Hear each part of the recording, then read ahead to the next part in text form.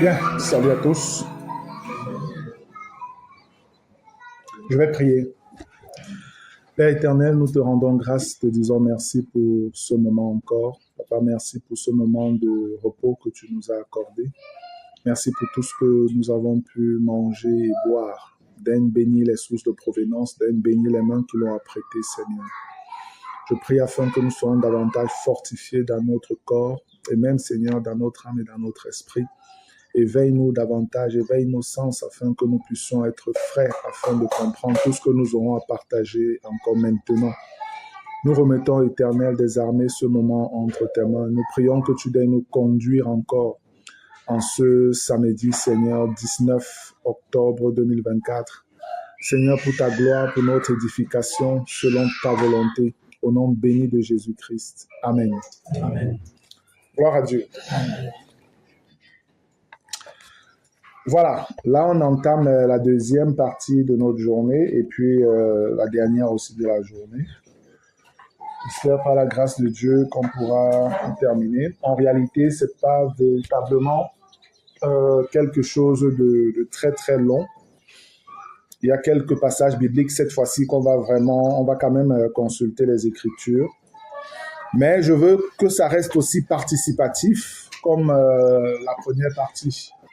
Des échanges free. S'il y a des questions, n'hésitez pas à réagir. S'il y a des ajouts, s'il y a des interventions, n'hésitez pas. Le point que nous allons voir maintenant, c'est comment gérer ses sentiments ou émotions. Et on devra donc examiner cela sous l'angle même de l'amour selon Dieu. Pour faire simple, le Seigneur, lui, a résumé ça pour nous. Ce que l'amour authentique est et ce que l'amour n'est pas. Et si on étudie ça, ce passage de 1 Corinthiens 13, et projeter ce qui est présenté là comme une lumière sur une relation qu'on est en train d'entretenir, afin de se rassurer que ça où je suis en train d'aller là, ça répond véritablement aux critères du Seigneur. De telle enseigne que si même je devrais me retrouver auprès d'un grand frère ou d'une grande sœur, pour lui parler, pour lui poser des questions, ou lui dire même pas, pour lui dire que bon voilà, grande sœur, ce que j'ai dans le cœur, je ressens et tout, que quand elle me poserait des questions sur les bases de ces éléments liés à 1 Corinthiens 13, que j'ai des éléments clairs, probants, sans hésitation à lui apporter, et des éléments vrais, authentiques. Parce que je dis encore, ne vous laissez pas abuser par l'attirance, les émotions, tous les sentiments que vous pouvez avoir. Souvenez-vous toujours que les hormones sont là pour vous affaiblir, pour vous distraire. Parce que si vous vous laissez aller à répondre à vos hormones, vous pouvez venir, on vous pose des questions, vous jouez, vous jonglez, vous ne dites pas vraiment la vérité, demi-vérité, parce que vous voulez qu'on approuve ce que vous êtes en train de faire. Si c'est une chose qui devrait aller peut-être au mariage, vous serez en train d'entrer dans quelque chose de faux, avec un mauvais fondement. Et je parle ici d'une réalité spirituelle. Ne pensez jamais que vous arrivez à tromper quelqu'un et que vous vous en sortez. Jamais. Ce n'est pas possible. C'est une réalité spirituelle, frère. Les gens parlent des lois spirituelles et tout ça. C'est une réalité spirituelle. Si tu veux te marier et que tu vas sur le rapport du mensonge, parce que tu as peur qu'on va te donner des éléments qui pourraient peut-être te dissuader et tout, mais toi, tu es tellement emmené par tes émotions, la convoitise et tout ça, ce qui n'a rien à voir avec l'amour, alors sache que tu es en train d'entrer dans la souffrance. Tu vas souffrir et tu vas faire souffrir quelqu'un d'autre. Ça, il faut le savoir. Le bien-aimé Harris m'a contacté il y a quelques jours. Il m'a envoyé un message, une capture d'écran d'une dame, une Française, je crois, qui lui disait, voilà, elle est très très mal parce qu'elle a épousé, je pourrais dire, elle a épousé un païen. Je ne sais pas si c'était déjà païen, ça je ne sais pas trop. C'était déjà païen avant de l'épouser ou si elle s'est convertie après, mais c'était déjà une chrétienne qui finalement vivait avec un païen. Et elle dit que là, elle est sous le choc parce que le monsieur lui a avoué qu'en fait, il ne l'aime pas, alors qu'il lui disait qu'il l'aimait et tout, mais il lui a avoué et elle l'aimait. Elle a ressenti de l'amour pour lui, mais elle a apprécié, c'était un païen.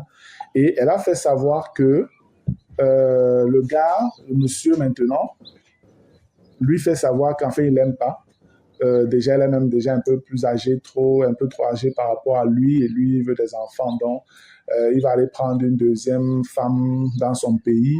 C'était un Marocain. Et voilà que lui ne l'aime pas, lui voulait surtout les papiers. C'était les papiers qu'il voulait. Et quand la sœur contacte Harris, elle écrit, Harris, elle dit vraiment, voilà, je suis brisé, je suis tellement mal parce que moi, je l'aimais, il m'a fait croire qu'il m'aimait et tout ça, mais il m'a trompé en fait. Donc, depuis le début, il jouait seulement avec mes sentiments. Là, il m'avoue clairement que il ne m'aimait pas, lui voulait juste les papiers et tout ça. Maintenant, je sais que je dois rester là sans pouvoir me remarier tant qu'il est vivant, machin et tout ça. Harris donc m'envoie ça et puis me dit, frère, gars, voilà une situation, me réveille avec ça. Il était peut-être 7 heures, hein, avant de lui écrire à 6 heures, vous pouvez penser, voir un peu toute la pression qu'elle avait, l'état dans lequel elle se trouvait. Il m'envoie ça chez moi, il était dans les 7 heures. Quand je regarde, je vois qu'il était dans 6 heures quand sur la capture d'écran chez lui. Quand je lis ça, je dis, Harris, c'est pas un mariage. Elle n'est pas mariée. Ça, elle n'est pas mariée. Si on regarde au Seigneur, elle n'est pas mariée. Et Harris a dit, frère, en fait, c'était exactement mon sentiment. Je voulais me rassurer. Devant Dieu, vous devez comprendre que le mariage, véritablement, c'est un consentement entre deux personnes qui s'aiment et qui s'acceptent.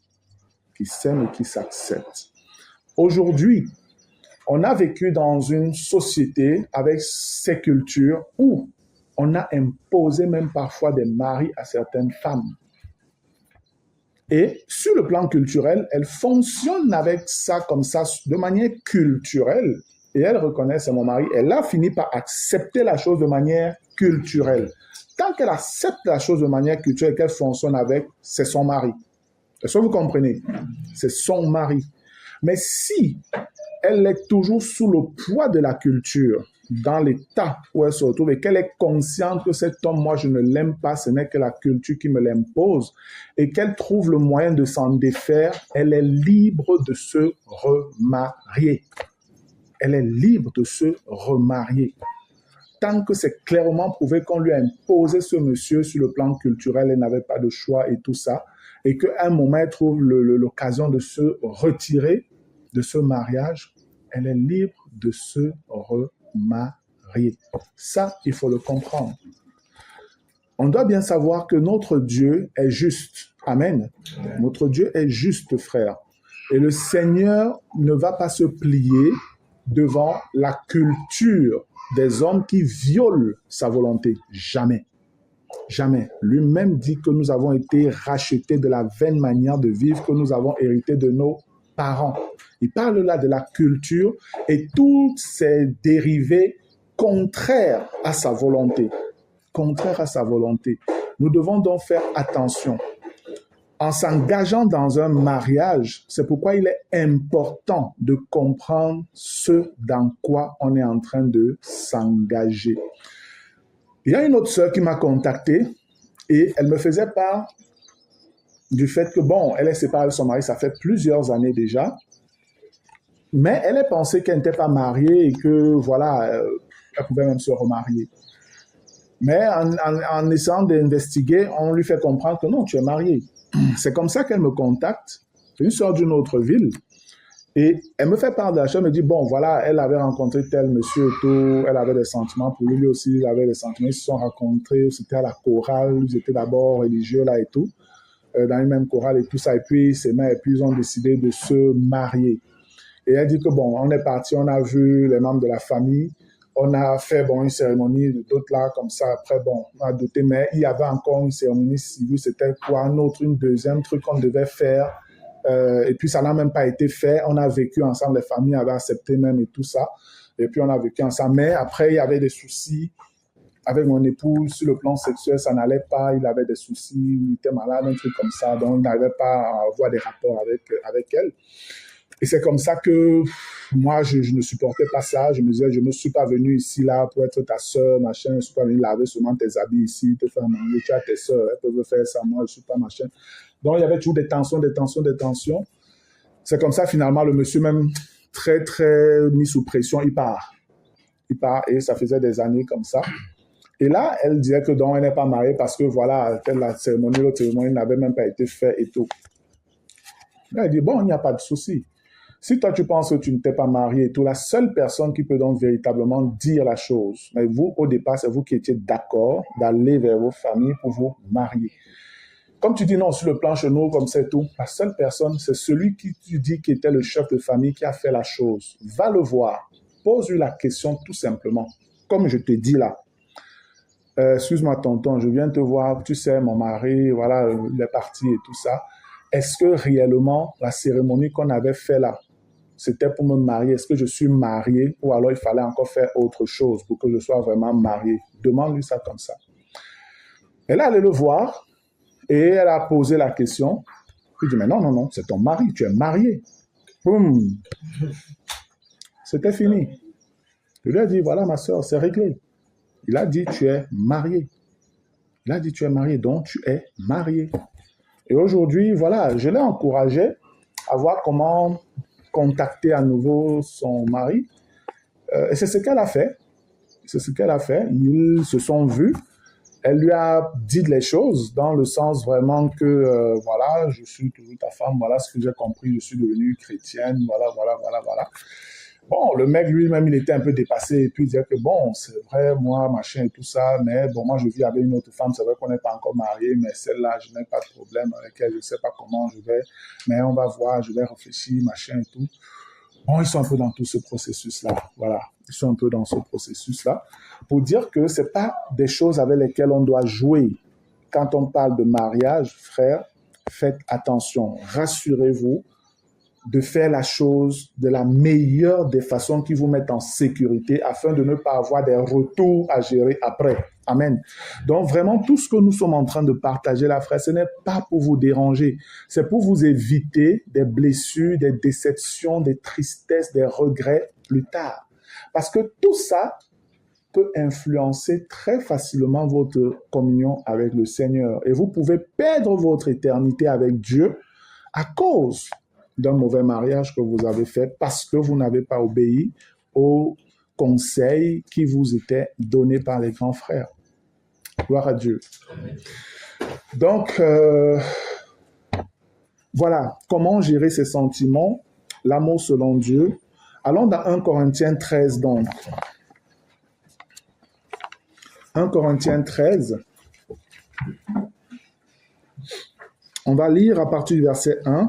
Il est écrit, « Quand je parlerai les langues des hommes et des anges, si je n'ai pas l'amour, je suis un airain qui résonne ou une cymbale qui retentit. Et quand j'aurai le don de prophétie, la science de tous les mystères et toute la connaissance, quand j'aurai même toute la foi jusqu'à transporter des montagnes, si je n'ai pas l'amour, je ne suis rien. Et quand je distribuerai tous mes biens pour la nourriture des pauvres, quand je livrerai même mon corps pour être brûlé, si je n'ai pas l'amour, cela ne me sert à rien. » Verset 4, « L'amour est patient, il est plein de bonté, l'amour n'est point envieux, l'amour ne se vante point, il ne s'enfle point d'orgueil. Il ne fait rien de malhonnête, il ne cherche point son intérêt, il ne s'irrite point, il ne soupçonne point le mal. Il ne se réjouit point de l'injustice, mais il se réjouit de la vérité. L'amour excuse tout, croit tout, espère tout, supporte tout. L'amour ne périt jamais. Les prophéties seront abolies, les langues cesseront, la connaissance sera abolie. Voilà. Lorsque vous lisez ces éléments, véritablement, c'est un niveau élevé de ce qu'est l'amour. Il n'y a pas plus grand que ça. Il n'y a pas plus grand. Les êtres humains, dans leur nature pécheresse, disons ça comme ça, seraient dans presque l'impossibilité de vivre ça. Parce que la nature humaine pécheresse, c'est la nature du diable. C'est la nature du diable. C'est animé vraiment par la chair, qui est vraiment l'esprit du diable en nous, disons ça comme ça. Il est donc important de comprendre que le véritable amour, frère, est vécu par, ou devrait être vécu par les vrais enfants de Dieu. Amen. Par les vrais enfants de Dieu. Je ne suis pas en train de dire qu'on ne pourrait pas voir ces éléments dans un couple de personnes qui ne sont pas chrétiens ou convertis. Parce que je crois que Dieu agit dans les hommes aussi pour davantage servir de témoignage lors du jugement. Afin que ceux qui se sont comportés comme des fous et qui ont laissé leurs émotions prendre le dessus n'aient pas d'excuses devant le Seigneur face à des personnes qui, même si elles n'étaient pas chrétiennes, ont quand même vécu une vie exemplaire dans un certain domaine. OK? Vous devez comprendre ça. Lorsque nous regardons peut-être au verset 3, il y a des éléments qui apparaissent quand on te dit « Et quand je distribuerai tous mes biens pour la nourriture des pauvres, quand je livrerai même mon corps pour être brûlé, si je n'ai pas l'amour, cela ne me sert à rien. » Ça, c'est très fort. Ici, Dieu est en train de mettre le level très haut, frère. Le niveau est haut. Parce qu'on peut penser qu'un homme qui se prive de tel pour faire telle chose, il se prive de ceci pour conquérir une jeune femme et tout. Les femmes, parfois, quand elles voient tous les sacrifices là, elles se disent, non, il m'aime. Voilà ce qu'il a fait. Voilà ce qu'il m'a même offert. Voilà ce qu'il a donné. Voilà ce qu'il a fait, machin et tout ça. Tout à l'heure, le bien-aimé Herman, quand il parlait, il a fait comprendre que parfois, on peut penser qu'il y a de l'amour alors que quelqu'un peut faire un certain nombre de choses, te donner un jour, parce qu'en fait, lui, il tire plaisir de ta présence. Ce n'est pas qu'il veut ton développement, ce n'est pas qu'il t'aime et il veut te voir épanoui, mais c'est que lui, il sait ce qu'il retire de votre communion, je dois dire ça comme ça, du fait que vous soyez ensemble. Le gars se nourrit de toi, en réalité. C'est comme une sangsue, en fait. Une sangsue est collée à toi, sur ta peau, comme ça. C'est pas parce qu'elle t'aime beaucoup, man. Elle est en train de te sucer le sang. Elle est en train de te tuer. C'est la même chose. Et c'est ce que le Seigneur veut nous faire comprendre ici. Ne vous laissez pas tromper parce que une sœur vous ferait beaucoup de cadeaux, vous dirait même beaucoup de belles choses et tout ça. Vous pensez que non, la sœur là, sûrement, elle a des sentiments pour moi. Elle m'aime. Elle m'aime. Non, c'est pas vrai. C'est pas vrai. L'amour, frère, véritable, doit respecter les canons de Dieu. Parce que si tu es avec quelqu'un qui te manifeste tout ce qu'on vient de dire ici, donne la nourriture, livre, machin, même prêt à mourir et tout ça, mais que cette personne, dans ce même élan, essaie de t'entraîner à faire des choses qui sont contraires à la volonté de Dieu, là, il y a un souci. On n'est plus dans l'amour. Alors que la personne fait réellement ce sacrifice.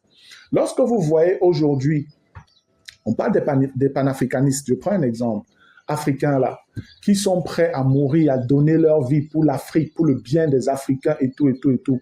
Donc, ils défendent les valeurs, ils combattent les impérialistes, les armées coloniales et les colons et tout ça là. Ils disent des belles choses qui, normalement, vont susciter de l'adhésion africaine derrière eux, derrière leur combat. Nous aussi, nous sommes des chrétiens. Ils vont dire ça après, ils vous disent que non, vraiment, on doit brûler toutes les Bibles là. Le machin, le Jésus là, c'est le Dieu des Blancs, machin, tout ça. C'est l'amour, ça? Non.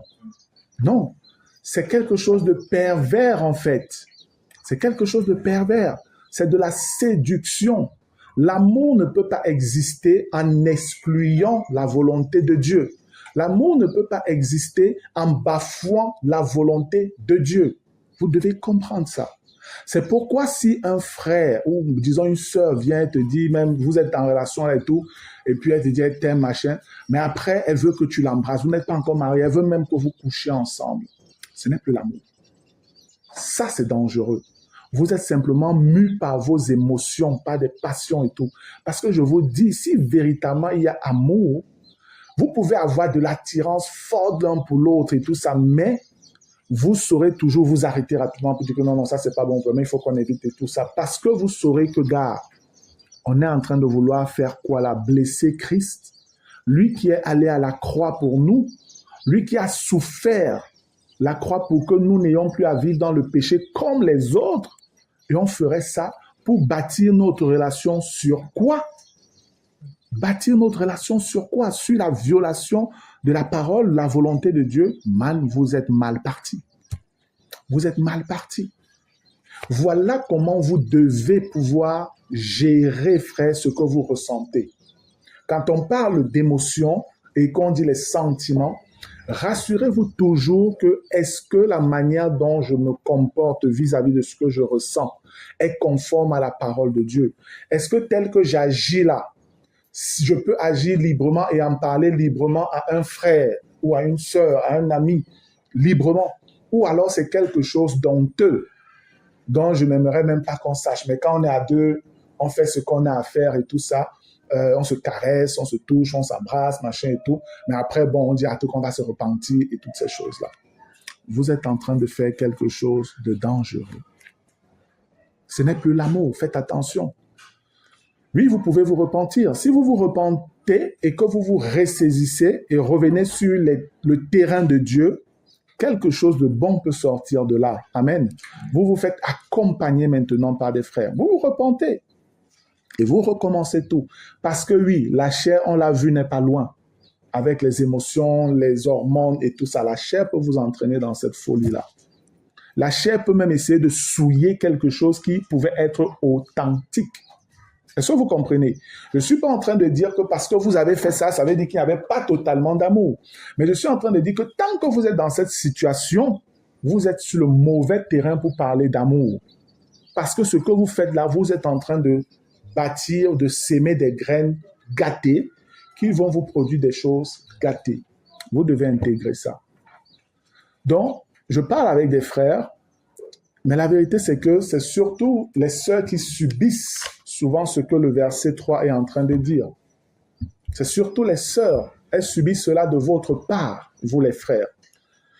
Vous êtes prêts à distribuer tous vos biens, la nourriture, voilà, donner même, faire comme si vous allez même mourir pour elle. Vous êtes prêts à faire tout ça parce que vous voulez séduire, vous voulez la gagner, vous voulez conquérir son cœur.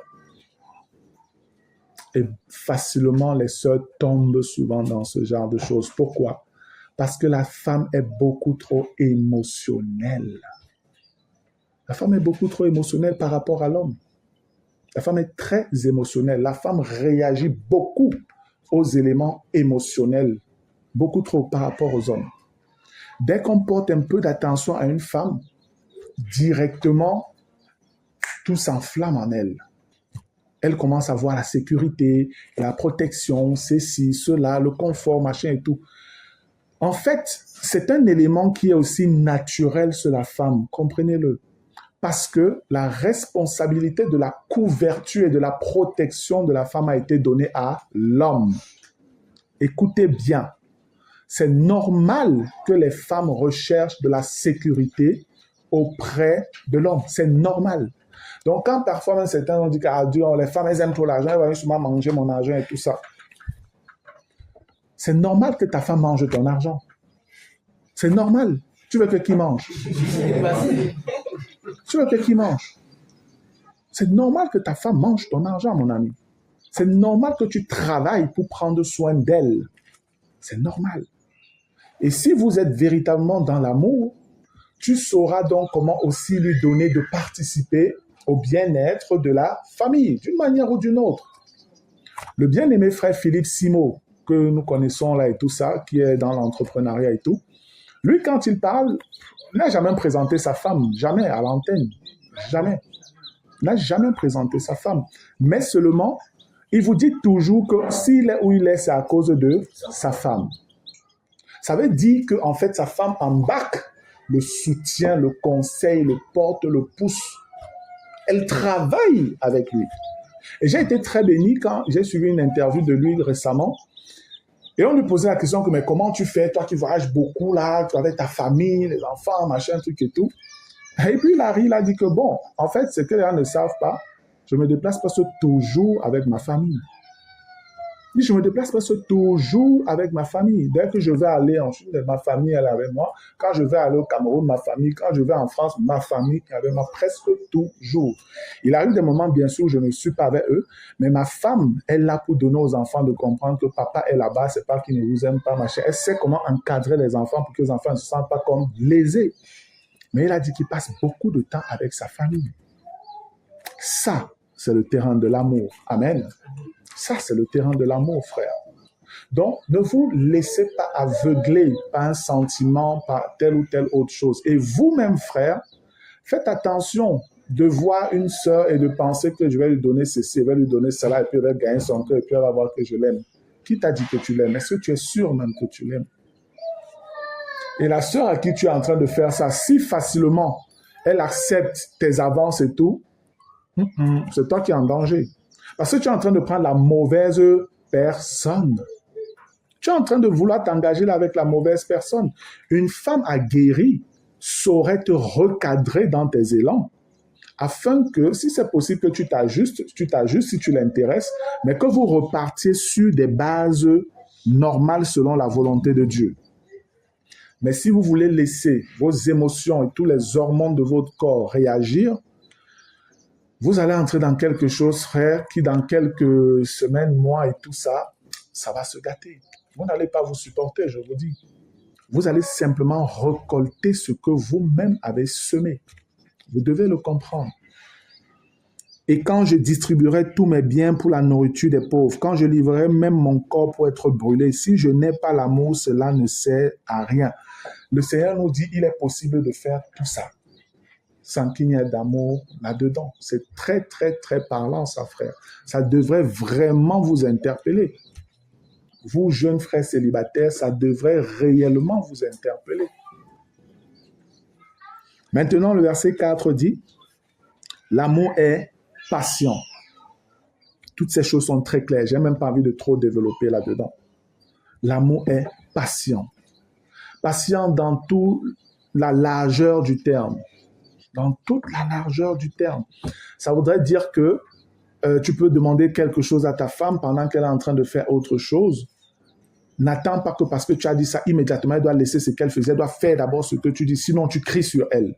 L'amour est patient. Tu es venu la trouver en train de faire autre chose. Et même si tu penses que c'est urgent, il y a une manière de lui demander de laisser d'abord et de faire l'autre. La manière avec laquelle tu l'abordes peut faire ce qu'elle le fasse avec beaucoup de joie et de reconnaissance parce qu'elle rend service à son époux. Tout simplement, la manière. Mais si c'est que tu penses qu'à peine tu as parlé, tu es nerveux là et puis elle doit bouger. Mais je t'ai demandé ça, non, tu sursautes là comme un enfant et tu la vois réagir rapidement, même apeurée. Frère, ce sont des images, quand j'y pense, ça me détruit, ça me fait toujours mal. De voir que ta femme est apeurée parce que tu as élevé la voix, elle fait des choses là en tremblant, et machin et tout ça, aïe, pour que tu aies la peur que tu vas crier sur elle. C'est quoi ça? Ta femme n'est pas ton enfant. Ta femme n'a pas à avoir peur de toi. Écoutez bien. Les hommes qui pensent que non, leur femme doit les respecter, elle doit être soumise, elle doit avoir peur. Dès qu'ils parlent, la femme doit bouger. Ce n'est pas de l'amour, vous n'avez rien compris. Vous avez une esclave chez vous. Ta femme n'est pas ton esclave. Amen. Amen. Ta femme n'est pas ton esclave.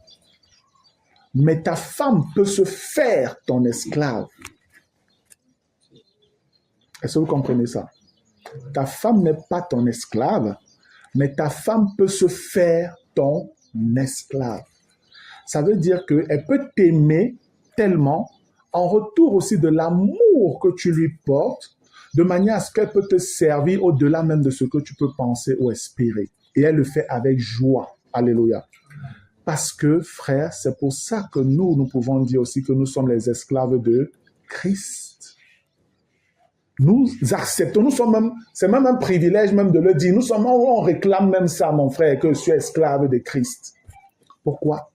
Parce que ce que Christ témoigne comme amour à ton égard fait que, man, tu aimerais davantage qu'il t'utilise, qu'il te demande de faire des choses. Tu aimerais tellement lui redonner en retour ce qu'il manifeste à ton égard, que pour toi, c'est un privilège d'être un esclave de Christ.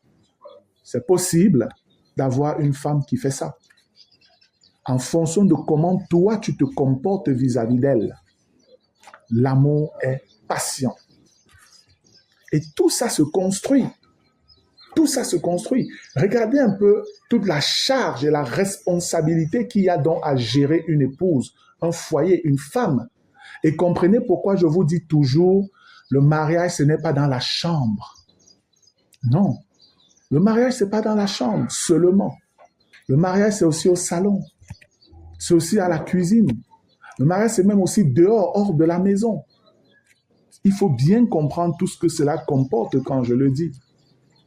Parce que quand vous pensez mariage, vous vous fantasmez directement à voir comment, voilà, tu vas dormir avec la sœur dès que vous serez mariés et tout ceci et tout. Voilà ce qui reste surtout dans votre tête.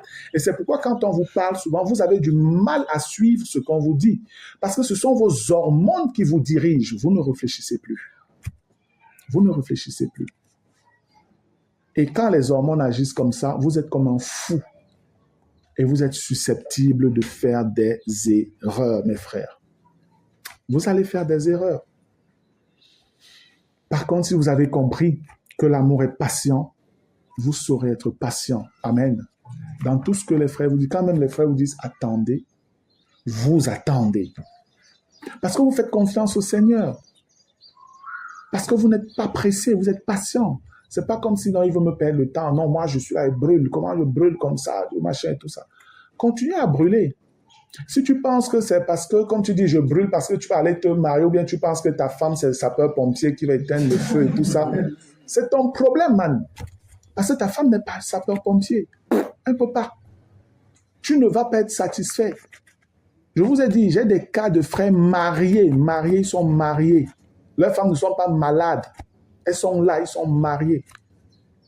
Quelques années, même pas 10 ans de mariage, à peine 3 ans de mariage, machin. Des cas comme ça, des cas. Mais le mari est lié par la pornographie. Aujourd'hui, il souffre. Il souffre. C'est pas comme si c'est que... Et c'est quelqu'un, j'ai accepté d'aider ce frère. C'est un frère d'une autre ville. J'ai accepté d'aider ce frère parce que quand il est venu me présenter son problème, j'ai vu quelqu'un de brisé et qui vraiment souffrait en lui. C'est pas comme s'il en parlait juste comme ça. Et je me suis donné de lui apporter tout ce que je peux pour l'aider. J'ai établi un jour par semaine où je peux échanger avec lui à sa convenance. Je dis, quand tu veux, tel jour, de telle heure à telle heure, je t'appartiens. Quel que soit ce que tu veux, tu me fais signe, je serai à ta disposition. Frère, je vais te porter, je vais t'aider dans cette affaire-là. Et c'est comme ça qu'on évolue. Il est marié pourtant. Comprenez donc que les femmes ne sont pas des sapeurs-pompiers, les amis. Si vous n'avez pas réglé ce problème à la base avec Christ, au travers du message de la croix, vous allez toujours souffrir, même étant marié.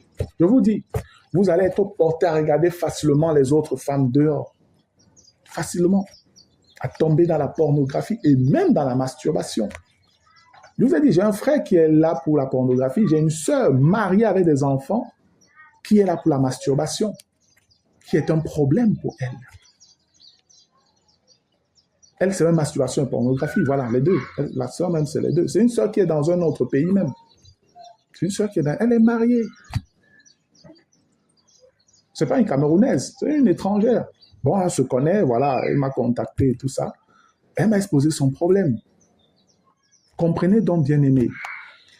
Ne vous fourvoyez pas. Ne restez pas avec les images de la télé, ce que vous écoutez, les gens disent, vos camarades, vos collègues, des gens parler dans les réseaux, et vous pensez que non, c'est la vérité. Vous nourrissez de ça pour vous engager dans des choses parce que vous avez vu un ami faire ci, un ami faire ça, et vous croyez que vous aussi, vous pouvez. Non, non, non, non, non. Regardez exactement ce que la parole dit pour voir si vous êtes prêt. Si vous n'êtes pas prêt, ne vous engagez pas. Prenez le temps de vous préparer. Amen. Parce que l'amour est patient. Gloire à Dieu. Il est plein de bonté. La bonté, frère. Dieu est bon. C'est le caractère de Dieu qu'on étudie là. Le frère parlait tout à l'heure du fruit de l'esprit. Oui, c'est vrai. C'est le caractère de Christ. L'amour est plein de bonté. Si tu es quelqu'un de bon, comment tu peux faire mal à ta femme? Comment tu peux la brutaliser? Comment tu peux lui parler avec méchanceté? Comment tu peux l'humilier? C'est pas possible. Comment tu peux la traiter comme si c'était ta bonne? Ta femme n'est pas ta bonne. Non. Vous savez, je vous ai déjà raconté tout ça. Comment moi, un frère vient chez moi, il me voit en train de laver les assiettes, il est choqué que, mais comment ta femme, elle est où, elle est malade? Il dit non, elle est couchée, elle se repose. Quoi, ta femme est couchée, toi tu laves les assiettes, c'est quelle histoire ça? Qu'est-ce qu'il y a de mauvais à cela? Ma femme n'est pas ma bonne. Elle aussi, c'est un être humain qui peut être fatigué. Amen. Et même si elle n'est pas fatiguée, elle peut seulement avoir besoin de se coucher un peu tranquille. Voilà. Qu'est-ce qui m'empêche de laver les assiettes? Pourquoi je ne laverai pas les assiettes? Chez ma maman, je lavais les assiettes. Pourquoi? Qu'est-ce qui dit que dès que tu es marié, tu n'as plus le droit de laver les assiettes? Pourquoi? À cette époque, mon époux n'avait pas d'enfant. Aujourd'hui, oui, il serait difficile que je me trouve en train de laver les assiettes parce que j'ai déjà des enfants qui sont grands qui peuvent le faire. J'ai déjà des grands enfants. Mais il arrive souvent que les enfants vont en vacances. Les enfants vont en vacances. Quand les enfants veulent que je reste avec mon épouse va sortir ma chambre. Moi, je reste, je lave les assiettes. Je n'ai pas de problème avec ça. Donc, je lave les assiettes, je lave le sol, même ses habits, je lave, je n'ai pas de problème avec. Je n'ai pas de problème. Parce que je me dis toujours combien ce serait bon pour elle de voir qu'elle a programmé ses pieds, elle a vu, j'ai déjà fait. Ah! Parce que ce qui m'intéresse, c'est de la rendre toujours heureuse. C'est de toujours la voir sourire, toujours la voir dans le repos. Moi, je me rappelle, avant même que je ne sois malade et tout ça, là, dans mes états de faiblesse, de limite ou de limitation physique maintenant, parfois ma femme pouvait remplir une bassine qu'elle a trempé les habits, elle dit, elle va se lever là à 5 heures ou à 6 heures pour laver et tout. Moi, je vois elle tremble. Matin, je me lève plus tôt qu'elle. Exprès, je me lève plus tôt, peut-être à 4 heures. Je m'en vais laver ça à la douche, là, tranquillement. Je vous dis la vérité devant le Seigneur, frère. Pas une seule fois, je lave bien.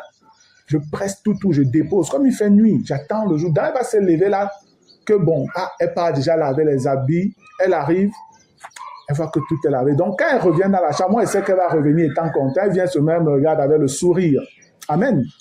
Elle me regarde, elle me dit seulement, merci beaucoup. Pour moi, ça, c'est gratifiant, frère. Amen. Pour moi, ça, c'est bon de voir ma femme dans cet état. Et elle n'a qu'attendre que le jour se lève, elle va sécher, tout simplement.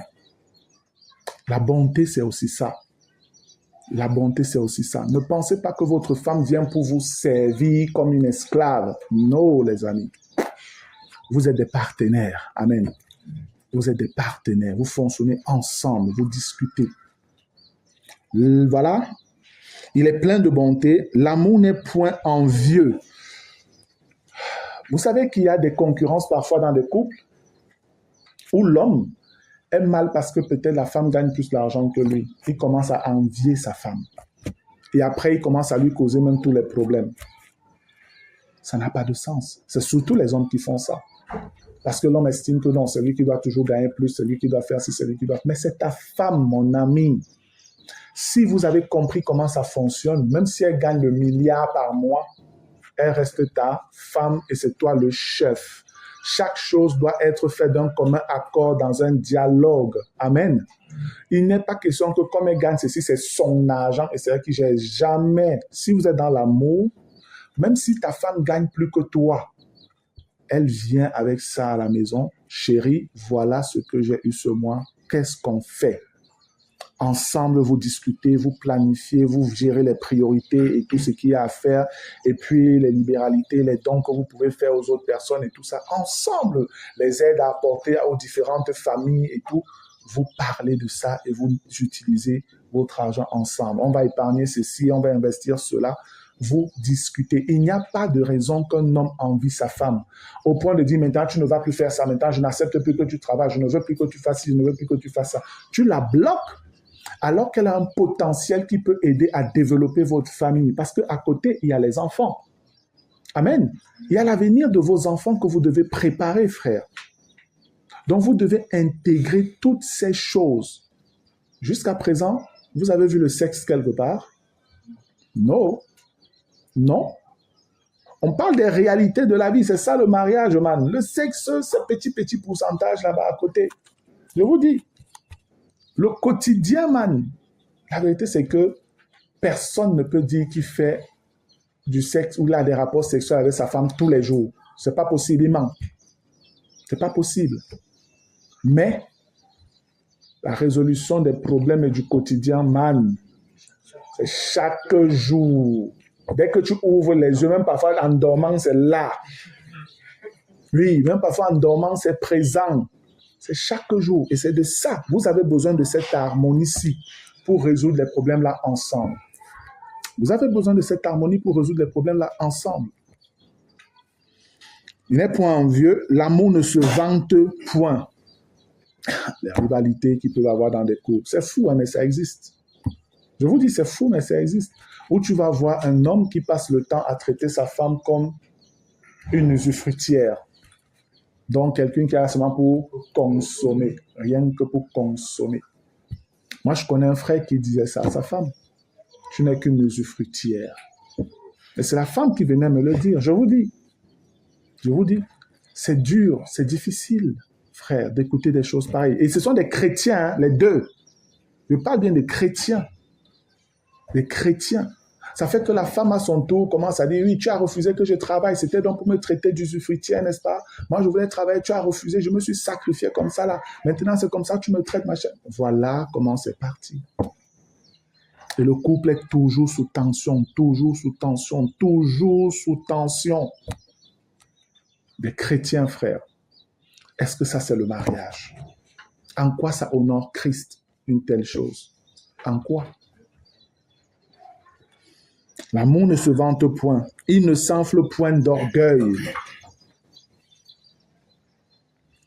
Lorsque vous voulez vous marier, mes frères, je parle aux frères, c'est comme si j'aurais aimé vraiment que les sœurs soient là aussi.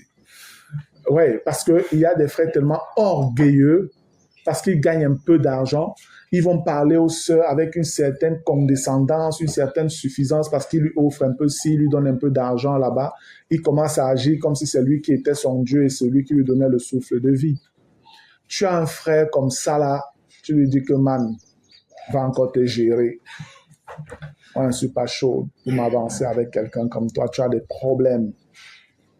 Bon, là, je parle aux frères. Frères, évitez de faire ça. On a vu qu'on peut donner tout.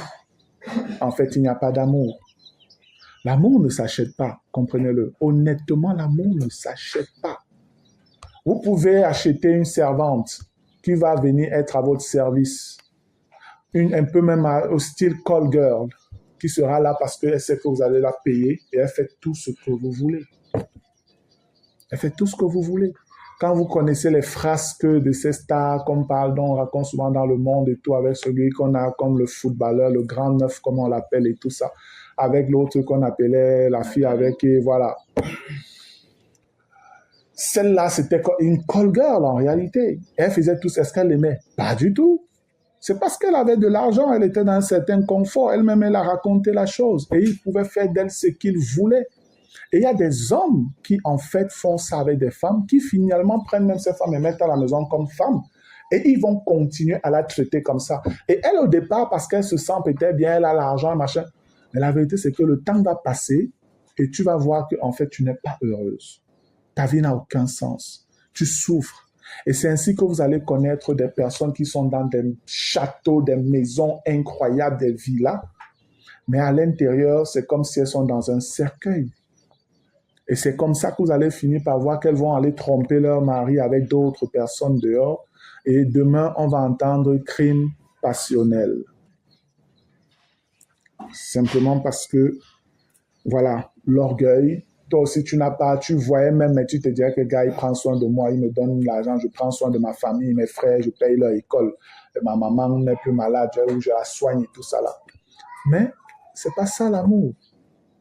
C'est pas ça l'amour, frère. Regardez tout le sacrifice qu'il y a quand on veut parler réellement d'amour. C'est quelque chose de lourd, bien aimé. C'est pas un jeu. Amen. Il ne fait rien de malhonnête. Est-ce qu'on a besoin d'expliquer ça? Vous allez voir des personnes qui... Le frère Harris m'a contacté il y a quelques jours encore et il me parlait d'une sœur qui est là-bas en Europe avec eux. Et la sœur l'a contacté parce que elle était avec un fiancé. Elle avait un fiancé, un frère qui a demandé sa main, je pense un Gabonais. Elle est de la RDC, mais elle a la nationalité belge, tout ça. Elle était avec un gars, je crois un Gabonais, frère. Et elle a l'argent, la fille, elle travaille, elle a ses moyens et tout ça là. Et il avait demandé un prêt de 4 millions à la fille. Elle l'a donné.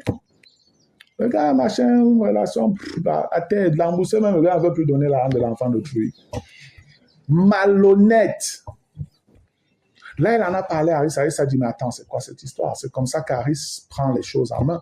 Et il me disait des qu'il a appelé les dirigeants de ce gars-là pour leur dire que, mais attendez, vous êtes au courant de telle histoire. Bon, je ne sais pas trop la suite. Mais voilà, quand on dit l'amour, n'est point malhonnête. Il dit, il est ton fiancé, il est déjà malhonnête. Toi, tu vois quelqu'un qui agit comme ça et tu vas continuer à aller te marier avec lui.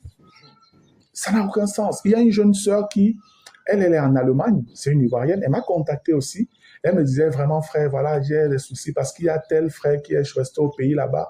Il a demandé ma main, je lui ai dit, oui, on est un peu en relation là et tout.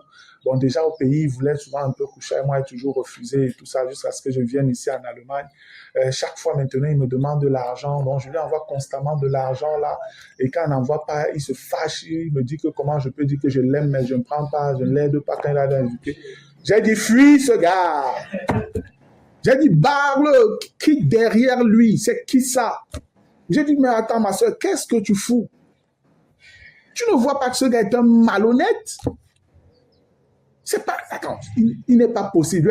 Je lui ai dit que moi, il te dit que quitte, arrête ça. Je lui ai dit clair, je lui ai dit arrête ça vite. Dis-lui que tu ne veux plus rien, bloque-le. N'essaye même plus d'avoir de rapport, de relation avec ce mec-là. C'est un voleur, c'est un malhonnête. Comment c'est possible, man? Tu es fiancé avec une fille, tu ne fais que la menacer, tu lui fais du chantage. Parfois, quand elle n'envoie pas le gars, boude, elle la paye, il ne prend pas. Il va même la bloquer avant de débloquer. Elle est toujours là. Vous allez voir, peut-être, si peut-être on ne lui dit pas ça, elle va faire tout ce qu'elle va faire. Demain, elle va même dire qu'elle va le faire venir en Allemagne pour qu'il se marie. Dès qu'il va venir là-bas, tu ne lui sers plus à rien. Et si vous vous mariez, c'est toi qui vas souffrir. Ou tu vas rentrer au pays, dire que tu vas aller l'épouser. Tu es morte. Tu es morte. Je vous dis. Il y a une autre sœur qui, elle aussi, vit en... Je vous donne ces témoignages pour que vous compreniez les réalités. Elle vit avec un monsieur étant encore fiancé. Le gars la bastonnait déjà, mon frère. Je vous dis fiancé. Il la frappait, il tapait déjà, il la menaçait constamment. Elle allait jusqu'à se marier avec lui. Je vous dis, frère, aujourd'hui, le gars ne la gère pas. Il ne la gère pas. Le gars la trompe ouvertement avec d'autres femmes. Il s'en fout. Il vit sa vie d'impudicité. Aujourd'hui, elle regrette. Elle est dans le trouble. Elle est dans le trouble. J'ai partagé, il y a quelques mois déjà, une histoire d'échange que j'avais avec une femme qui me posait des questions et tout ça là. Si vous vous souvenez, ceux qui ont lu, c'était elle en fait. C'est l'échange que j'avais eu avec cette sœur. C'est l'échange que j'avais eu avec elle. Parce qu'elle me parlait, je lui ai dit, on va suivre tel enseignement par rapport au mariage que j'ai fait sur YouTube. Elle a suivi et puis elle venait donc avec les questions. Mais ce qui est troublant, c'est que depuis les fiançailles, le mec était déjà violent. Comment on fait pour arriver à aller jusque-là, frère? Vous-même, bien-aimé, je suis avec les garçons. Vous pouvez être avec une sœur, elle vous manque, elle est désobéissante, vous parlez, elle n'obéit pas, elle tourne, dès que vous parlez, elle répond et tout ça. Vous la voyez vraiment insoumise, vous avez du mal à fonctionner avec elle. Arrêtez, frère. Mettez d'abord un stop. Ne vous entêtez pas à continuer et puis vous allez commencer à regretter, souffrir, bavarder, machin. Arrêtez. Mettez d'abord un stop. Je vous dis, si vous continuez, ce n'est plus l'amour. Vous êtes pleinement dans les émotions et sous le contrôle de vos hormones. L'amour n'a plus rien à voir là-dedans. Ne venez pas accuser Dieu après que, alors que c'était une sœur, j'avais pensé que j'avais dit que non, non, non, non, non. C'est pourquoi il est bon de demander conseil quand on veut se marier. Amen. Voilà, il ne fait rien de malhonnête. Il ne cherche point son intérêt. Hein? L'amour ne cherche pas son intérêt. Il n'a appelé le nom de personne. Il ne cherche point son intérêt. Il ne s'irrite point. Regardez là, on dit l'amour ne s'irrite point. Donc, quand je vous dis souvent, un homme n'a pas le droit de crier sur sa femme, de se mettre en colère, de crier sur sa femme. Frère, c'est parce que l'amour, Dieu dit que l'amour ne s'irrite point. Qu'est-ce que tu as crié sur ta femme? Même si elle a fait une erreur, même si elle a fait... Mais parle-lui, fais-lui comprendre que non, chérie, vraiment, je ne suis pas content.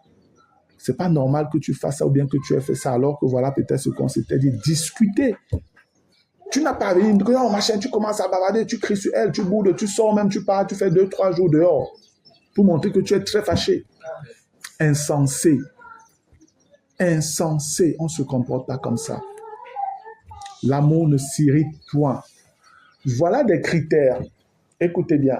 Si toi, là, tu dis que tu veux te marier, mais tu as un frère, en tout cas, c'est un côté très colérique et tout. Tu n'es pas prêt pour le mariage. Écoutez bien, tu n'es pas prêt pour le mariage. Parce que tu vas gifler l'enfant d'autrui un jour comme ça, là. Tu vois que vraiment, il m'excuse. Il m'excuse. Non, il faut arrêter ça. Tu l'auras déjà giflé. Tu vas t'excuser une fois. La deuxième fois, tu vas encore t'excuser. La troisième fois, tu vas encore t'excuser. Il faut gérer le problème là. Tu n'es pas prêt pour le mariage. Donc, je le dis aux frères, gérer ces problèmes-là. J'aurais vraiment aimé dire ça devant les sœurs. En tout cas, on a une réunion commune ensemble. On va revenir même sur ces choses-là. Pour que vous compreniez que dès la première gifle, c'est la gifle de trop. Je vous dis, la première gifle, c'est la gifle de trop. Man, ça a commencé comment que tu lèves ta main, tu tapes ta femme. Comment? Mais tu vas voir les sœurs, on les bastonne comme ça, même pas mariage, après se marie quand même. Que non, vraiment, je pense qu'il va changer, ça va le changer. Ok. C'est comme ça que beaucoup meurent. Après, on va entendre féminicide, on a tué une femme. Il ne s'irrite point, il ne soupçonne point le mal, la jalousie. On a vu que l'amour n'est pas possessif. Ne pense pas que parce que ta femme sort de la maison du voisin, c'est qu'elle te trompe. Ne pense pas que parce que tu l'as laissée à la maison, tu es revenu, tu ne l'as pas trouvée, c'est qu'elle est déjà en train d'aller dans un lieu avec un autre homme. Ça n'a pas de sens. Ta femme est un être humain qui a besoin d'épanouissement autant que toi. Amen. Autant que toi. Si toi, tu peux souvent sortir, aller peut-être rendre visite à des amis ou bien visiter des personnes et tout, sache que ta femme également a ce besoin. Elle aussi, si c'est qu'elle aime sortir, tu dois la laisser sortir. Tu dois simplement prendre des mesures de conservation, de protection autour d'elle. Te rassurer que, bon, pardon, si tu sors, le dehors est mauvais, sois prudente par rapport à ça. Discute avec elle, parle avec elle. Discutez. Discutez, frère. Et qu'elle comprend que quand elle est dehors très tard et tout, toi-même, ça te met un peu mal. Parce que tu n'es pas tranquille. Avec le dehors qui n'est pas bon, là, tu es gêné. C'est pas que tu veux la conserver à la maison, mais c'est que non, tu veux la protéger. Amen. En même temps, c'est ta femme. En même temps, c'est la mère des enfants. Si elle est un peu négligente, réveille-la. Que tu es un peu négligente, chérie. Est-ce que tu ne vois pas ci, tu ne vois pas ça? Pourquoi tu es obligé de rentrer tard ou bien tu es obligé d'aller là-bas souvent faire ci ou bien... C'est dangereux quand même. Regarde ce qui est dit par rapport à tel lieu, telle personne. Fais attention, s'il te plaît. Qu'elle comprenne qu'en fait, il m'aime, il veut me protéger. C'est tout. Et ça se fait dans le dialogue, dans l'amour, dans le calme. On n'a pas besoin de brutaliser l'autre ou de lui imposer des choses contre sa volonté. Là où est l'Esprit du Seigneur, là est la liberté. Vous n'avez pas à imposer des choses à vos femmes. Quand c'est dur même, allez prier. Alléluia. Quand c'est dur, frère, allez parler au Père.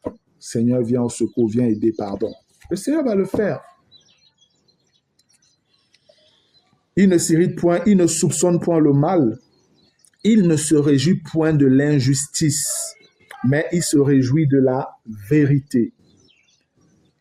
Si tu es avec un homme ou avec une femme, pour, voilà les frères, qui te ment, tu dis ça un temps, elle change ici. Dès que tu la coinces ici, elle change comme ça. Dès que elle trouve une raison ici. Stop, d'abord. Essaie de voir est-ce que c'est récupérable ou c'est plutôt à écarter totalement de moi. Et la meilleure manière de le faire, c'est de consulter des frères matures. Amen. Des frères ou des sœurs matures pour demander leur avis. Pour demander leur avis. Parce que si tu es avec quelqu'un qui ment, qui te jongle, qui ne dit pas souvent la vérité, qui fait des choses sans te dire, qui te met sur les faits accomplis, des trucs comme ça, vous êtes encore fiancés, c'est déjà ça. Faites attention, frère, ne vous avancez pas. Ne vous avancez pas. Et tout ce que je partage avec vous là, ce sont des points que vous devez examiner, frère, que vous devez examiner avant de vous engager jusqu'au bout. C'est tout le long de vos fréquentations avec la sœur, de vos échanges, de vos rapports, de vos, voilà, tout ce que vous pouvez faire ensemble. Il y a un ensemble d'éléments de vie du quotidien que vous allez sûrement faire souvent. Regarde comment elle se comporte. Quel est son comportement avec l'argent? Et tous ces éléments, même quand vous êtes déjà dans les fiançailles, ne vous laissez pas aller parce que vous dites que bon, on est déjà fiancés, on a vu les familles, on va faire comment? Non, l'ami. Les familles ne seront pas avec vous tous les jours. C'est votre vie à deux là-bas dans votre coin. Donc, s'il y a quelque chose qui ne tient pas, bêta, vous dites aux familles que ça attaque, ça ne donne pas. On ne peut pas continuer, on va arrêter d'abord. Vous arrêtez. Vous arrêtez. Parce qu'il est question de votre éternité. Un mauvais mariage, frère, vous met en danger. Intégrez ça, pardon. Intégrez sérieusement ça dans votre cœur. Un mauvais mariage vous met terriblement en danger. N'ayez pas honte d'arrêter. N'ayez pas honte aussi de présenter les choses qui ne vont pas. C'est important même que je le dise vrai. Parce que il y a eu des cas de mariage qu'on a même eu au milieu de nous. Et qui, aujourd'hui, c'est difficile. Parce que les sœurs, surtout les sœurs, ont vu des choses qui ne tenaient pas chez les frères. Elles ont caché. Comme je vous dis, elles ont caché, elles n'en ont pas parlé. Elles se sont mariées. Et c'est après maintenant qu'on a les retours. C'est problématique. Comment tu peux être une femme, une sœur, tu es fiancée avec un homme. Toutes vos fiançailles, le mec ne t'a jamais donné 100 francs. Sérieux. Sérieux. Quand vous dites même que bon, on va se marier même et tout ça, bon, maintenant, quelles sont les tenues qu'on va coudre donc là pour peut-être la dot, machin. Est-ce qu'on a besoin de coudre les tenues? Tu portes un habit comme ça, moi je porte aussi mon habit là. Est-ce qu'on a besoin? Ce sont des trucs de monde, c'est les païens. Je vous dis la vérité, vous voyez, c'est une histoire vraie. Il fallait qu'il sait très bien de quoi je parle. C'est une histoire vraie. Je ne suis pas en train de mentir. C'est une histoire vraie. Au milieu de nous là. Au milieu de nous. C'est sorti du milieu de nous. La sœur était au courant de tout ça. Elle a caché, elle n'a rien dit. Parce qu'elle voulait se marier. Ils se sont mariés. Ils se sont mariés. C'est 1 an ou c'est combien à peine 2-3 ans là que... Oui, que maintenant les nouvelles nous reviennent. Parce que c'est chaud. Parce que même dans le mariage, ils ne donnent pas. Ils ne donnent pas. Comment? Oh non, non, il en a. Il a, mon ami. Il travaille. Il en a, il travaille. Quand même elle veut appeler, tu vas appeler qui? Tu veux lui dire quoi?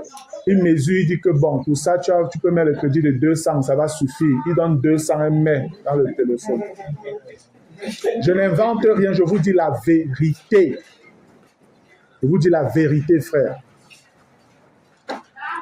Tout ça, c'était avant le mariage déjà, hein, qu'elle vivait déjà cette situation. Elle l'a caché jusqu'à aller se marier avec la personne. C'est maintenant que tu es déjà condamné, lié là, que tu en parles maintenant. On va faire quoi? On ne peut qu'essayer de conseiller, de parler, de dire ce qu'on va dire. On va faire quoi? On va faire quoi? Voilà ce dont on vous parle qui est vérité. Faites attention, les frères. Donc, je dis, autant il y a des frères qui sont aussi bizarres, pour dire le moins, il y a des sœurs qui sont problématiques seulement dans votre fonctionnement. Tu veux parler là, non, moi je ne suis pas comme ça, moi, pardon, moi je n'aime pas les frères, je ne veux pas épouser un frère qui va m'imposer toujours sa volonté. Non, pardon, parce que chacun a son caractère. Maman! Tu me dis ça là, moi je continue. Maman, pas avec ton caractère. Pas avec ton caractère, pardon, laisse. Laisse pas avec ton... Je ne suis pas en train d'aller épouser une catcheuse. C'est pas ça que je veux. Je veux une femme, je veux une épouse avec qui on peut discuter, avec qui on peut parler, qui peut m'écouter, qui peut même reconnaître au moins que je suis le chef. Que je suis le chef.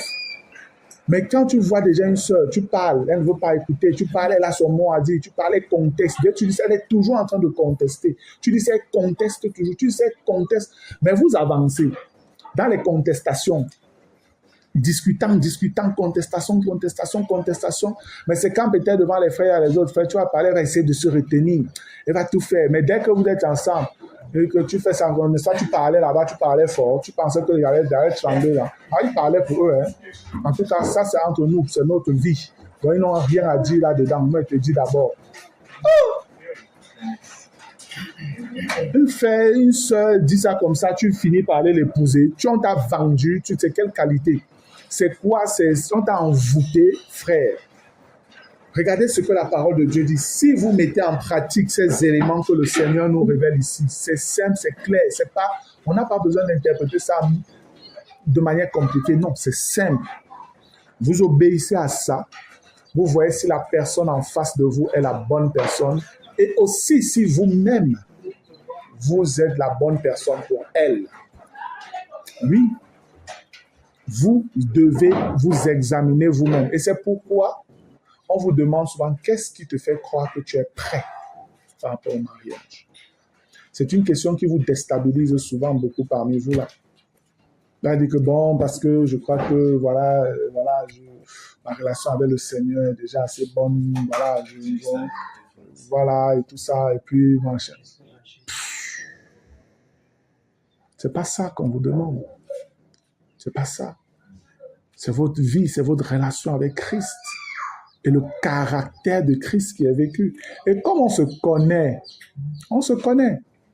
Je connais chacun de vous là dans son fonctionnement. C'est pas comme si tu vas venir me raconter une chose que non, frère, donc il marche déjà par l'esprit, j'atteins la maturité spirituelle. Je dis, ah frère, vraiment gloire à Dieu. Je te connais, on se connaît. Donc tu peux pas venir me raconter des conneries, pas du tout. Si tu es prêt, on va t'accompagner. Si tu n'es pas prêt, on va te dire, frère, il y a encore quand même du boulot, attends encore un peu. Travaillons encore sur peut-être tel volet. Donc, bien aimé, vous devez prendre en compte toutes ces choses que le Seigneur nous donne. Ce n'est pas en vain. On nous dit après, l'amour, il excuse tout, il croit tout, il espère tout, il supporte tout. Ce passage ici veut dire simplement que dans une relation amoureuse, la sagesse de Dieu doit primer. C'est en fait ce que ça veut dire. Parce que si vous prenez ça de manière littérale, tel que c'est dit, vous devenez un naïf, quelqu'un même d'imbécile. Je suis désolé. Vous n'avez rien compris. Vous ne pouvez pas être dans une posture où il y a des éléments qui sont là et vous dites « je crois tout ». L'amour croit tout. L'amour espère tout. L'amour, machin, supporte tout. L'amour ne soupçonne point le mal. L'amour, machin. Sagesse de Dieu. Amen. Devant chaque situation, manifester la sagesse du Seigneur avec un cœur ouvert, un cœur vrai, un cœur pur. C'est ça qui peut vous donner de mettre en pratique ce qui est dit là. Il excuse tout, il croit tout, il espère tout, il supporte tout. Ici, c'est une attitude où Dieu vous appelle aussi à un cœur de pardon. Un cœur de pardon. Ou davantage, vous comprenez que oui, peut-être tel a fait ça, c'est grave, c'est vraiment choquant, c'est douloureux. Mais Seigneur, tu dis, l'amour supporte tout. L'amour doit pardonner et tout. Seigneur, donne-moi la force de pardonner à ma femme qui m'a trompé avec mon meilleur ami. Ah ouais. C'est aussi ça l'amour, frère. Parce que nous aussi, dans notre relation avec Christ, combien de fois on l'a souvent trompé? Et quand on vient demander pardon, il refuse, c'est ça? Il pardonne. Il pardonne. Ne dites pas c'est parce qu'il est Dieu. Vous avez Dieu en vous, le Saint-Esprit, qui est censé vous donner de vivre exactement comme Jésus, qui est Dieu. Donc il n'y a pas d'excuse pour ne pas pardonner son épouse qui vous aurait trompé avec votre meilleur ami et qui revient brisé, vous demander sincèrement pardon. Si c'est trop dur pour toi pendant que tu écoutes ce que je suis en train de dire, ça veut dire que tu as besoin encore de prier et de demander au Seigneur de faire son travail dans ton cœur. Amen. De faire son travail dans ta vie. C'est pourquoi vous êtes là, pour être préparé à vivre le mariage selon le cœur de Dieu. Parce que on peut se dire même tout ce qu'on se dit ici. Je vous l'ai dit. C'est pas comme des formules magiques et que maintenant, au sorti d'ici, là, tout sera rose, tout sera facile. Non. Ce que nous partageons ici, c'est pour vous préparer à entrer dans cette aventure profonde, merveilleuse qu'est le mariage. Mais parfois aussi difficile avec tout ce que vous pouvez subir. Il peut arriver vraiment que dans un élan de faiblesse, ça peut arriver que ta femme s'est oubliée et elle te trompe. Pas qu'elle avait programmé, mais c'est arrivé, quelque chose, on ne sait pas. Ça peut arriver. Tu dois commencer à réfléchir, est-ce que je serai prêt à pardonner? Si tu sens dans ton cœur comment ça fait pique, tu dis que, hey, Seigneur, merde. Que va encore regarder la femme, se dit que c'est ma femme, alors qu'il sait qu'un autre homme est monté sur elle, est passé là, tourné comme il voulait et tout ça là. Ah, Seigneur, tu dis que l'amour supporte tout là. Seigneur, est-ce que tu avais vu le jazz qu'elle m'a fait là, Seigneur? Est-ce que tu as même vu le jazz? Seigneur, on peut supporter le jazz. Oui, frère. C'est Dieu qui a parlé. Amen. Il n'y a rien qui lui soit étrange. Si c'est que c'est difficile, ça veut dire que tu dois encore maintenant travailler ton cœur. Tu dois dire, Seigneur, s'il te plaît, voilà l'état de mon cœur. Je veux me marier et je veux obéir à ta parole. Mais il y a tel point qui me fait tellement mal. Je n'ai même pas encore vécu ça, mais Seigneur, je n'imagine pas comment je pourrais gérer ça. Mais toi, tu le sais, Seigneur, c'est pas par mes forces, mais c'est par ton esprit, Jésus. Je sais que tu peux m'aider à remporter la victoire afin que je t'honore, Seigneur, que ce soit dans des bons moments ou dans des mauvais moments. Seigneur, je veux obéir à ta parole en toutes choses pour ta gloire, Jésus, parce que tu m'as pardonné, moi. Voilà comment vous devez parler à votre Père dans la vérité pour vous préparer à entrer dans le mariage. Ne laissez donc pas simplement des émotions liées aux formes des sœurs et tout ça. Vous voyez les formes, machin, et tout le corps est comme ci, comme ça. Et vous pensez que non, il faut que je me marie, il faut que je l'épouse. Parce que c'est pas parce que c'est une sœur et enfant de Dieu qu'on dit et tout ça que non, c'est une bonne personne. Bonne personne, c'est pas parce qu'elle est belle, elle est jolie, elle est superbement jolie, éclairée, machin et tout ça là. Non. Vous pouvez avoir un très beau visage devant vous. Frère, rapprochez-vous, vous allez voir un caractère terriblement laid. C'est possible. C'est possible. Et il faut bien que vous sachiez que ça existe, même au milieu de nous. Même au milieu de nous. Où tu vois la beauté et tout ça là, les sœurs, machin, mais quand tu connais la sœur, tu dis que ça, celle-là, c'est une autre. Le frère qui va aller vers elle ne sait pas dans quoi il se lance. Je vous dis la vérité. Mais c'est des personnes qu'on essaye d'aider, avec qui on essaye de parler. Mais quand tu vois, c'est une belle sœur, toujours habillée, top, géniale, super belle. Quand elle marche, tu as l'impression que ses pieds ne touchent pas le sol, man. Approche-toi, tu vas confirmer. Tu vas te demander que, mais tu vas voir une autre personne dans la proximité. D'où le conseil de vous rapprocher toujours des dirigeants, des frères, de demander conseil. Avant de vous emballer, de laisser vos émotions parler, s'éparpiller comme ça vers une personne qui pourrait ne pas du tout être la bonne personne. Donc, frère, Soyez patients. C'est le maître mot même pour vous, célibataires, pour vous qui désirez vous marier. Soyez patients. Ne regardez pas parce qu'elle a une bonne taille, elle est jolie, elle est effilée là, ou bien elle est potérée, selon ton goût, man. Peut-être c'est que tu aimes les femmes avec beaucoup de formes grosses comme ça. Peut-être tu aimes les femmes mannequins, machin. Tu aimes les femmes noires, brunes, machin et tout ça. Elle est comme ça. Mais, est-ce que c'est la femme qu'il faut épouser maintenant? Il y a des femmes qui ne sont pas encore épousables, frère, parce que le caractère n'est pas bon. Et si tu vas la prendre, tu vas souffrir. Tu vas souffrir. Il faut donc savoir comment gérer toutes les émotions et tout ce que tu ressens là pour elle, sans te laisser aller simplement parce que tu la regardes là, elle est jolie, elle parle, elle rit souvent avec les bien-aimés en assemblée, machin. C'est l'assemblée. En assemblée, nous tous, on est saints. Chacun est parfait, mon frère. En assemblée, ici, tout le monde est bien. Tout le monde est bien. Et ça vous dit toujours que la vraie vie chrétienne, c'est hors de l'assemblée. C'est hors de l'assemblée, c'est la vraie vie chrétienne. Ici, là, tu vas reprocher quoi? Qui a fait quelque chose qui dérange ici? Depuis qu'on est ici, là, tranquille, là. Qui a énervé qui? Tout le monde est gentil ici. Dès qu'on finit seulement la réunion, si on finit seulement, même seulement en train de parler là dehors. Là, même dans seulement quelqu'un va parler à son frère, tu vas dire que alors qu'ici, demain, il ne parlait même pas. Il était le frère douce, tu ne parles pas. Mais là-bas, dehors, tu entends seulement les paroles qui sortent de sa bouche, tu dis que oui, frère, c'est ça la réalité. Ne vous fiez donc pas à la sœur que vous voyez en assemblée, qui s'habille, elle a le foulard, elle a la robe qui traîne au sol comme ça, là, tu dis que, oh, pudeur, décence. Frère, il faut laisser. Il faut laisser. Il y a beaucoup plus que vous devez regarder. Amen. Ne vous laissez pas flouer par tout ce qui est extérieur là. Allez dans les profondeurs. Et je vous dis, le seul moyen de le faire, vous n'avez pas deux autres éléments. C'est les éléments que je vous donne si le Seigneur nous les a donnés. Vous devez porter votre regard sur la sœur avec les yeux de ce qui est écrit ici. Vous devez rechercher cela.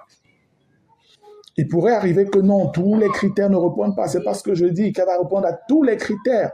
Mais il faut savoir, est-ce que c'est une sœur au cœur cultivable? Voilà le mot. Est-ce que cette sœur est une terre cultivable? Dans le sens où elle est accessible, elle aime apprendre, elle aime écouter, elle est prête davantage à s'améliorer. Oui, parce qu'une comme ça, c'est bien. On peut aller doucement avec elle et on voit des améliorations. On voit des améliorations. Lorsque moi je prends mon épouse et Josine, il y avait encore du travail, frère. Beaucoup de travail. Il y avait encore du travail. Mais c'était une sœur avec un cœur cultivable. Elle écoutait.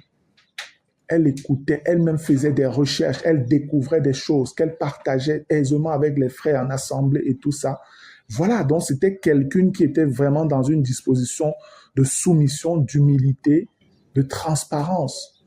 Tout ça, c'était là. Maintenant, il y avait des points d'ombre, des points d'incompréhension. Il fallait seulement la mener à comprendre. Et c'est dans cet état-là que le Seigneur m'a enseigné sur le mariage.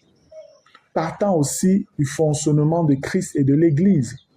C'était en ce moment-là, pendant qu'on était encore là comme ça et tout, jusqu'à ce que officiellement, je vais dire que je dise que bon, ok, je vais demander sa main quand voilà, on a commencé des fréquentations et tout ça. Après que je demande sa main et que je commence à comprendre que, gars, tu es engagé dans quelque chose de sérieux là maintenant. Là, le Seigneur donc me dit, voici comment la chose doit être. Tu es Christ. Elle est l'Église. Regarde ce que je fais et fais pareillement avec elle. Frère, je vous dis la vérité, c'est ce que le Seigneur m'avait fait comprendre. Le Seigneur faisait des choses dans ma vie, moi.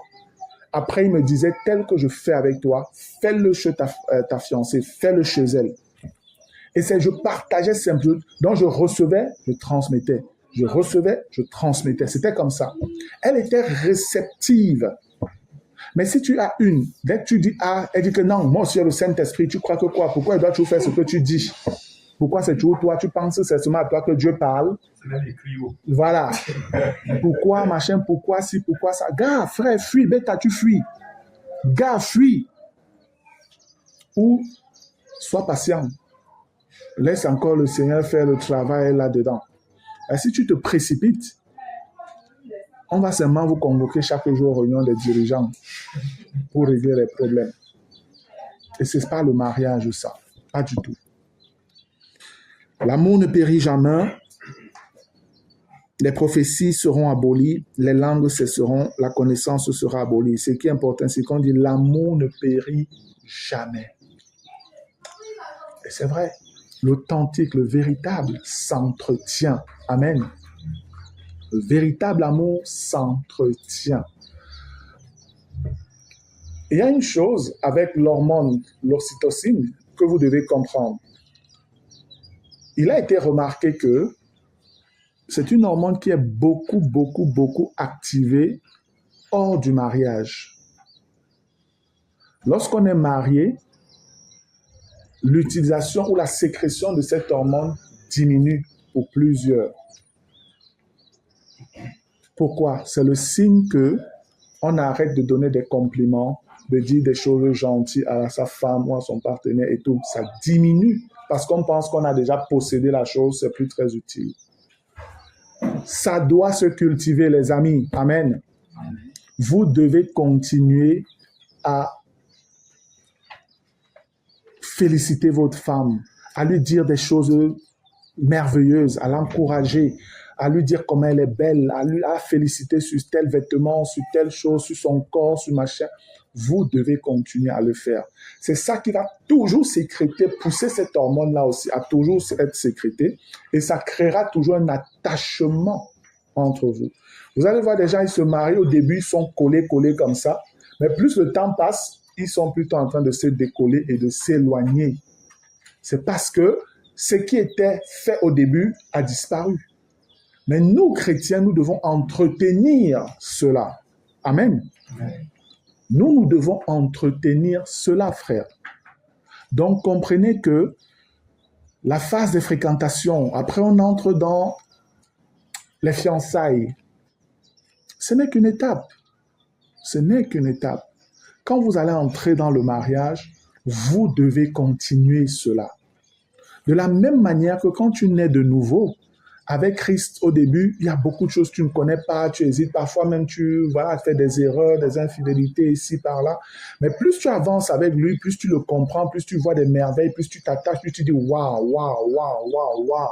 Et tu t'attaches de plus en plus à lui. Et lui-même, davantage te donne de le connaître et tu grandis, il t'encourage, tu découvres des merveilles, tu es davantage attaché à lui. C'est la même chose dans votre foyer. Tu dois de plus en plus connaître ta femme, parler avec elle, découvrir, faites des nouvelles expériences. Faites autant que cela se peut. Faites de nouvelles expériences. Si vous êtes quelqu'un qui est en santé bien portant et qui a même éventuellement les moyens, si ton mariage est en train de péricliter, c'est que tu n'as rien compris. C'est que tu n'as rien compris. Il n'y a aucune raison pour que le mariage de quelqu'un comme Philippe Simon, je prends cet exemple, périclite. Non. Pourquoi? Parce qu'il a les moyens de sa politique, gars. Il voyage quand il veut, comme il veut, où il veut. Il a l'argent pour ça. Donc, il y a tellement de choses à découvrir avec son épouse. Tellement de choses. Toi, là, quand tu es un gamer, ce pauvre gars, tu restes dans ton coin, c'est chaud. Même sortir, même petit resto, tu ne peux même pas, gars. Tu restes là, vous gérez dans vos marmites à la maison. C'est clair, ce n'est pas très, très facile, mais vous pouvez trouver toujours des moyens en vous référant au Seigneur. Amen. Vous pouvez trouver des moyens en vous référant au Seigneur. De voir comment vous agrémentez votre vie, vos rapports, votre relation. Si Dieu vous a béni, tu as peut-être une voiture. Excellent. Quand ta femme sortait, aller visiter quelques lieux, sortez un peu, rouler, machin, bouger, aller en week-end, des trucs comme ça. Faites des choses pour entretenir cet attachement-là entre vous. Dès que vous allez laisser la routine entrer dans votre relation et tout, des lourdeurs et tout ça, vous n'arriverez plus à parler, vous serez comme des étrangers, beaucoup de choses vont tomber. Et c'est comme ça que facilement, votre relation peut totalement être détruite. Totalement être détruite. Vous devez l'entretenir. Amen. Vous devez l'entretenir. Voilà, gloire à Dieu. Je vais d'abord m'arrêter là pour cette partie concernant le véritable amour. Après, il est quelle heure? Il est 16h11. Quand je regarde le programme là, je vais vous écouter s'il y a des questions, des choses à dire, et puis on va s'arrêter. Il est 16h11. À 16h30, on arrête. Et puis, c'est presque terminé. Les autres éléments, c'est pas très grave. Samedi prochain, on va prendre la fin ici et la troisième partie qui n'est vraiment pas très, très longue. Amen. La troisième partie va porter sur la gestion des rapports entre frères et sœurs et la gestion du célibat. Donc, les rapports et fréquentations entre frères et sœurs et tout ça, on va surtout parler de ça. Là, ça sera vraiment pour un cas pratique parce que vous êtes des frères. En assemblée, il y a aussi des sœurs. Vous êtes célibataires, elles sont célibataires. Quels sont les rapports que vous devez avoir? Quelle doit être la nature de vos fréquentations? Comment les choses peuvent se faire pour que vous vous préserviez à toute forme de péché, de dérapage et autres? On va essayer d'en parler donc, par la grâce de Dieu, si le Seigneur le veut bien, samedi prochain. Et ce sera la dernière rencontre en termes de séparation comme ça. Et le samedi qui va suivre, le 4e, on sera maintenant frères et sœurs à Ebanda. Amen. Ok, frère, maintenant vous avez la parole. Il est, comme j'ai dit, je vois, il est quoi, à 16h10 ici sur mon portable. Donc, on a 20 minutes pour parler un peu. Si vous avez des questions, des réactions sur ce qui a été dit sur l'amour véritable selon Dieu. Amen. De recevoir louange et gloire, nous l'éternel.